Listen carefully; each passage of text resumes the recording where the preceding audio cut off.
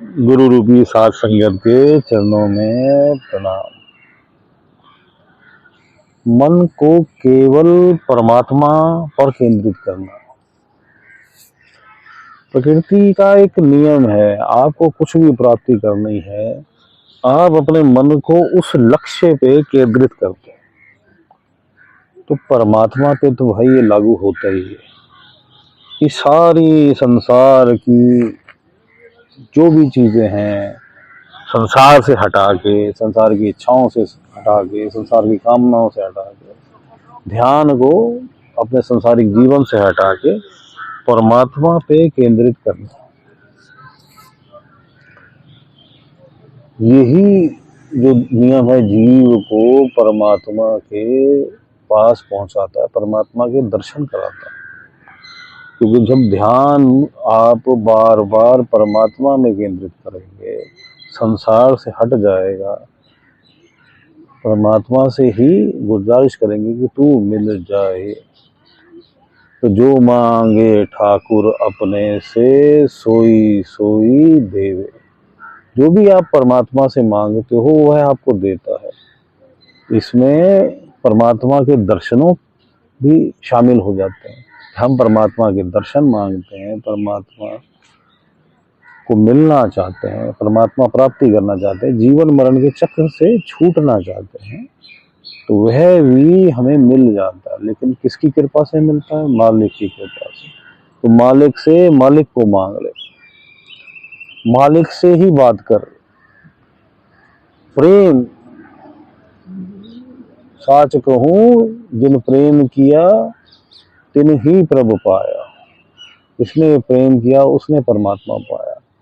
परमात्मा को मित्र मान ले, पिता मान ले, पति मान ले और उसे हर वक्त बात कर, अपने दिल की हर बात परमात्मा से कर। उसी से रास्ता मांग, उसी से पूर्ण गुरु मांग। वही जो है सतगुरु परमात्मा भी है, परमात्मा ही है। पूर्ण गुरु तो और परमात्मा में तो कोई भेद ही नहीं है, इसलिए वह सतगुरु कहलाता है। तो परमात्मा से ही जो हमें, जो जीवन भर हम इतने जन्मों जन्मों से आ रहे हैं, चलते आ रहे हैं, और इस जीवन में भी अगर आप गौर से देखोगे तो हमें ज्ञान जो है वो परमात्मा ही धीरे धीरे प्रैक्टिकल देता रहता है। वो कष्ट आते हैं तो उसमें भी ज्ञान छुपा होता है, कोई सुख आते हैं तो उसमें भी ज्ञान छुपा होता है, कोई इंसिडेंट होता है तो उसमें भी ज्ञान छुपा होता है। वो हर वक्त हमें ज्ञान देता रहता है। गुरु है, सबसे श्रेष्ठ गुरु परमात्मा ही है। बाकी संसार तो है भी नहीं वैसे, क्योंकि इस संसार में केवल परमात्मा ही है, परमात्मा के अलावा कुछ भी नहीं। काल के छलावे की वजह से हमें जो है वो अलग अलग दिख रहा है। द्वैत अद्वैत जो है यही भाव अगर आप समझना चाहो तो केवल संसार में हर कण में परमात्मा को देखो, हर वक्त उससे प्रेम करो और अपना लक्ष्य जो है परमात्मा प्राप्ति का एक ही लक्ष्य और केंद्रित ध्यान सब जगह से हटा के परमात्मा पे केंद्रित करो। जब संसार से ध्यान हटा लोगे, ध्यान गैरों से हटा उसके आने के लिए, तभी वह आ पाएगा, तभी ध्यान उसमें लगेगा। और जब लग गया तो एक दम में, एक क्षण में उसके दर्शन हो जाएंगे। चलो उसके मार्ग में चलो, उसके अतिरिक्त यहाँ सब जो है व्यर्थ है। अवर काज तेरे किते ना काम, मिल साध संगत भज केवल नाम। पूर्ण गुरु द्वारा जो तुझे पंच नाम विदेही नाम दिया है, सत्य नाम, तू उसका सिमरन कर और साध संगत कर। ऐसे सज्जनों की संगत कर जो परमात्मा के मार्ग में लगे हैं, जो परमात्मा की बात करें। मेरे हर प्रीतम की कोई बात सुनाए, तू उस रस को चखने के लिए ऐसी संगत कर, ऐसी चर्चा कर जो परमात्मा की प्राप्ति में तेरे सहायक हो। परमात्मा प्राप्ति की संगत कर। ऐसे परमात्मा प्राप्ति के बारे में जहाँ चर्चा हो रही है, जहाँ सत्संग हो रहा है, वहां पे बैठ, ऐसे सज्जनों के साथ बैठ, ऐसे साधुओं के साथ बैठ, ऐसे संत जनों के साथ बैठ, पूर्ण महापुरुषों के साथ बैठ, ताकि तेरी भी जो विचारधारा है वैसी ही हो जाए। संत जो होते हैं वह पारस होते हैं। लोहे को जैसे पारस सोना बना देता है, ऐसे ही संत जन जब होते हैं उनका अगर संगत करे जीव तो उन जैसा ही हो जाता। संत जन अपने जैसा बनाते हैं, क्योंकि उन्हीं की विचारधारा में जब जीव लग जाता है फिर धीरे धीरे उसके मन से जो संशय हैं वो मिटने शुरू हो जाते हैं। जो ख्वाहिश है परमात्मा को मिलने की वो बढ़ जाती है और प्रेम उत्पन्न हो जाता है। प्रेम के फुवारे फूट पड़ते हैं परमात्मा के प्रति। तो वो है उस मार्ग पे चल जा पड़ता है और उसके दर्शन कर लेता है, परमात्मा को प्राप्त कर लेता है, जिसके दर्शन केवल एक क्षण में किए जा सकते हैं। लेकिन उसके लिए उसको मार्ग पे चलना पड़ता है जीव को। ऐसे ही एक बार काकभुशुंडी से जो है गरुड़ जी पूछते हैं कि भाई इस संसार में सबसे उत्तम कर्म कौन सा है? कहते हैं सबसे उत्तम कर्म जो है वह जो है संत का संग है।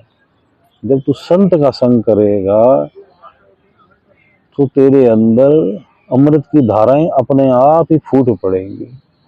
संतों की वाणी बार बार सुनने से जो तेरे मन की मैल सैकड़ों करोड़ों जन्मों की है वह धीरे धीरे धुल जाएगी और तू परमात्मा को प्राप्त कर लेगा। हे जीव, तो परमात्मा की प्राप्ति के मार्ग पे चल, अपना एक ही लक्ष्य बना कि मुझे मालिक से मिलना है। नामों में नहीं रखा कुछ।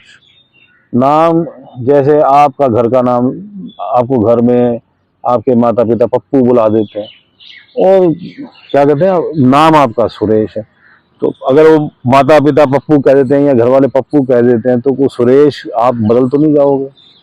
और स्कूल में आपके क्लास में जो आपके फ्रेंड्स हैं, आपके मित्र जन हैं, वो आपको सुरेश कह देते हैं तो उससे भी आप बदल नहीं जाओगे।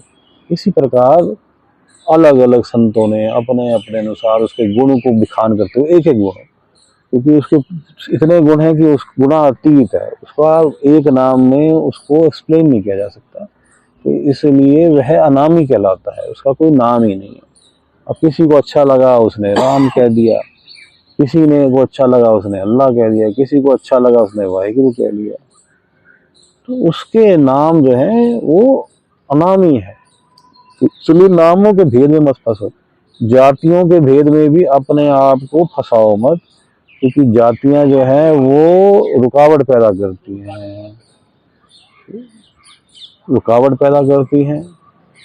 आप सारा संसार जो है उसको परमात्मा का परिवार मानो। एक ही मानस की जात एक पहचान, वो मनुष्य की एक ही जाति है, प्रेम, परमात्मा का प्रेम।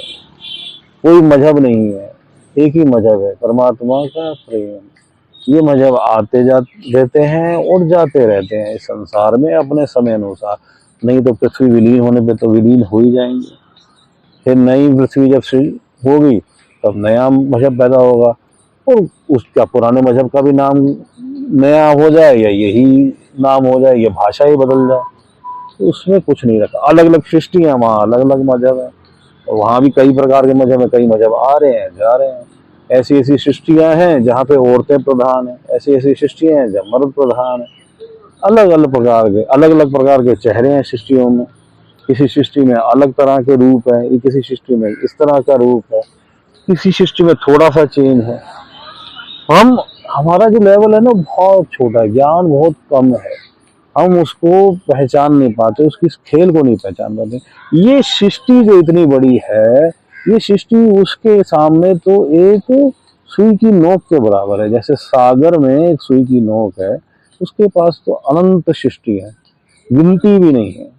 योगी मुनि जब जब ध्याया तेरा अंत ना पाया कोई। बड़े बड़े योगी संत जन हुए जिन्होंने परमात्मा को जब जब ध्याया है, लेकिन परमात्मा के दर्शन तो कर लिए, लेकिन परमात्मा का अंत आज तक कोई नहीं पा सका, वो अनंत है।